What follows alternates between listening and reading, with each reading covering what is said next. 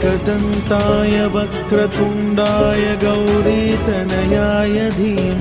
सिंधी धर्मशाला झांसी में पितृपक्ष में भागवत कथा का आयोजन ममता चौरसिया रवि चौरसिया के तत्वावधान में आयोजित पितृपक्ष में भागवत कथा यज्ञ सप्ताह का शुभारंभ रानी महल स्थित सिंधी धर्मशाला में शुरू किया गया।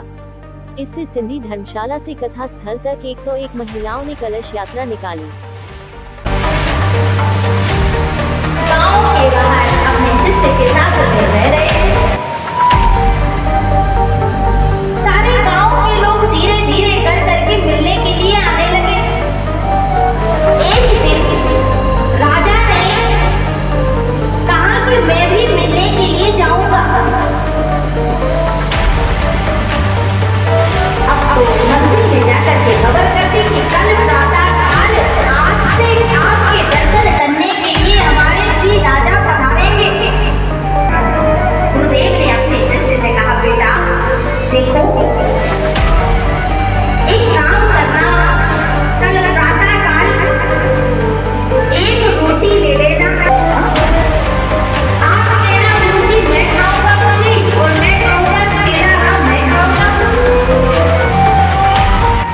और जब हम लोग एक दूसरे की रोटी नहीं छोड़े तो बेटा 50 गालियां हम तुमको सुनाएंगे, 100 गाली शिष्य बोला, हे गुरुदेव, मैं आपको कैसे गाली सुना सकता हूँ, और एक छोटी सी चीज के लिए?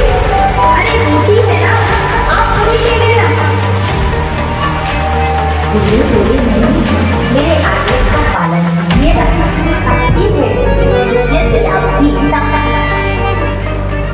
प्रातःकाल हुआ, नियम वगैरह करके सब प्रार्थना हो गए।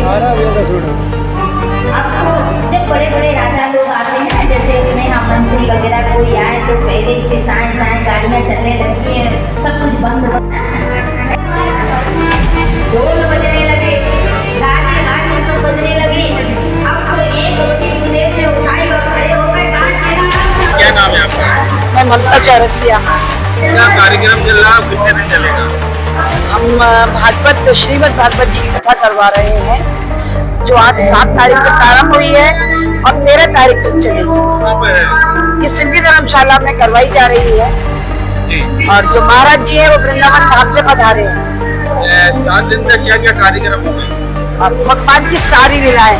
आज पहला दिन है जिसमें भगवान जी का पाकम्य है, दूसरे दिन विदुर जी का आगमन है और शुभ जी का जन्म, तीसरे दिन हम श्री ठाकुर जी का जन्म करवा रहे हैं और चौथे दिन कालियत आ रहा है। फिर एक दिन हम रुक्मणी मंगल कर रहे हैं जिसमें भगवान जी का विवाह होगा।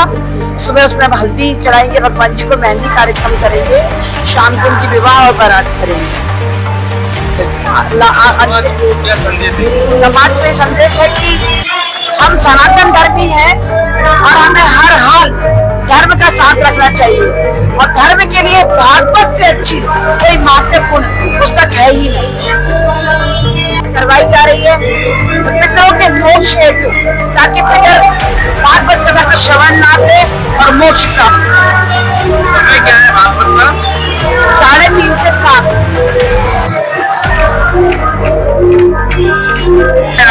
रवि प्रकाश परिहार। क्या कहेंगे आज के ये ऐसे कार्यक्रम पूरे हिंदुस्तान में होते रहना चाहिए जिससे सनातन धर्म की स्थापना हो और हमारे बच्चों को भी भक्ति भाव और हमारे भगवान के बारे में पता चले। कहाँ से आए हुए? वृंदावन से। जी, कितने दिन चलेगा ये 7 दिन चलेगा। स्थान क्या है? सिंधी धर्मशाला। समय शाम को 3:30 से 7 बजे तक। जो आज की युवा पीढ़ी है मोबाइल में व्यस्त रहते रहे तो उनको धर्म की ओर कम रुझान आ रहा है, क्या कहेंगे?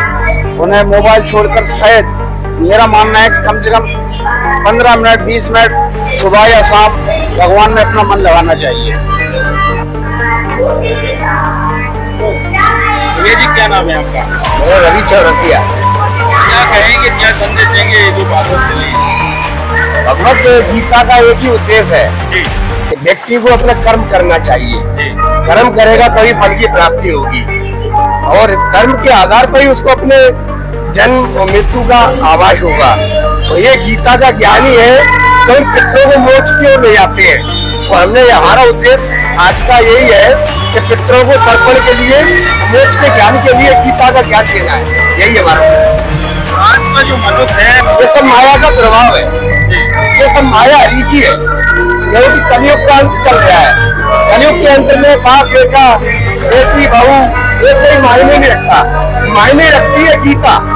अगर वो गीता का सच्चा ज्ञान रखेगा, भगवत का ज्ञान रखेगा, तो इस ओर से बच जाएगा, बुराई से बच जाएगा।